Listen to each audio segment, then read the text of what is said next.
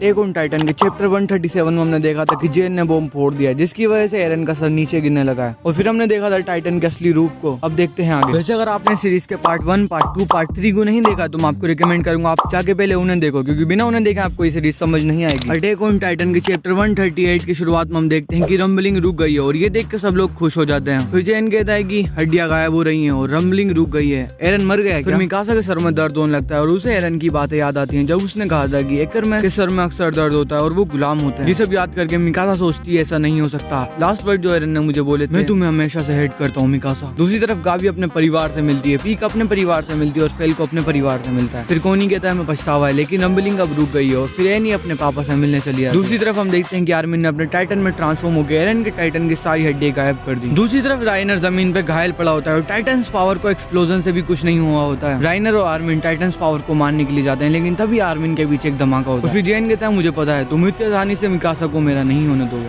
कोनी कहता है हाँ ये शासक की मौत पे भी हंसा था, लेकिन अब हम क्या करें। फिर हम देखते हैं एरन को और इस बार वो पूरी तरह से फाउंडर टाइटन में ट्रांसफॉर्म हुआ था। फिर गावी कहती है उस चमकीली चीज को एरन से दूर रखो, हमें नहीं पता कि क्या होने वाला है, शायद रंबलिंग फिर से शुरू हो जाए। फिर कोनी कहता है हमें टाइटन्स पावर को मारना होगा। ये सुन के लिवाई कहता है उसको एक्सप्लोजन से भी कुछ नहीं हुआ तो हम उसको कैसे मारें, जब तक हम एरन को नहीं मारते ये खत्म नहीं होगा। फिर हम देखते हैं कि टाइटन्स पावर के अंदर से धुआं निकलने लगता है और फिर लिवाई, पीक, मिकासा और फैल्को को साथ लेके चला जाता है। दूसरी तरफ एनी अपने पावर से फाइनली मिलने वाली होती है, लेकिन तभी सारे एलियंस टाइटन बनने लगते हैं। वैसे आप लोगों के लिए मेरे पास एक सवाल है, मुझे बताओ कि एनी के फादर का नाम क्या था, और जो भी सही जवाब देगा उसमें 10 रैंडम बंदों को मैं दूंगा अगली वीडियो में शाउट आउट।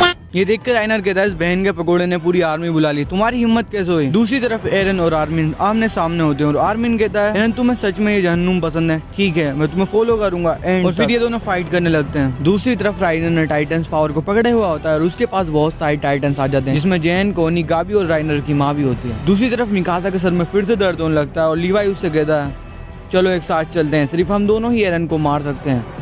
लेकिन मिकासा को फिर से एरन की याद आ रही होती है और वो कहती है मैं इसे और नहीं झेल सकती, मुझे अपने घर जाना है। ओके।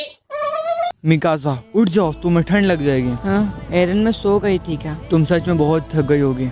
ऐसा लग रहा है जैसे मैंने एक बहुत लंबा सपना देखा। चलो आज के दिन बस आराम करते हैं, मैंने एक बहुत बड़ी मच्छी पकड़ी है। मिकासा तुम रो क्यों रही हो?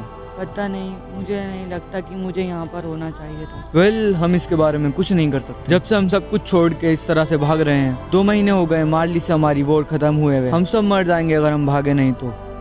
आर्मिन वो शायद हमें ही ढूंढ रहा होगा। मैंने हिस्टोरिया की जिंदगी को भी नरक बना दिया और ये फैसला भी नहीं कर पाया कि ब्रीडिंग और जेनोसाइड में से क्या सही है। चलो मेरी जिंदगी के बचे हुए 4 साल आराम से बिताते हैं, बस तुम और मैं। ऐसा तुमने कहा था मिकासा। हाँ सॉरी, मैंने वादा किया था कि हम इस बारे में बात नहीं करेंगे। मिकासा क्या तुम मुझसे एक वादा कर सकती हो? जब मैं मर जाऊंगा उसके बाद तुम इस स्कार्फ को फेंक देना। मेरे जाने के बाद तुम एक लंबी जिंदगी जीना और मेरे बारे में भूल जाना और आजाद होके जीना। प्लीज मिकासा मेरे बारे में भूल जाना। ये वो मेमोरी है जो एरन ने गायब कर दी थी अपने फाउंडिंग टाइटन की मदद से। सॉरी मैं ये नहीं कर सकती, एरन टाइटन के मुंह के अंदर है, मैं उसे मार दूंगी, तुम लोग मेरी मदद करो। समझ गए मिकासा?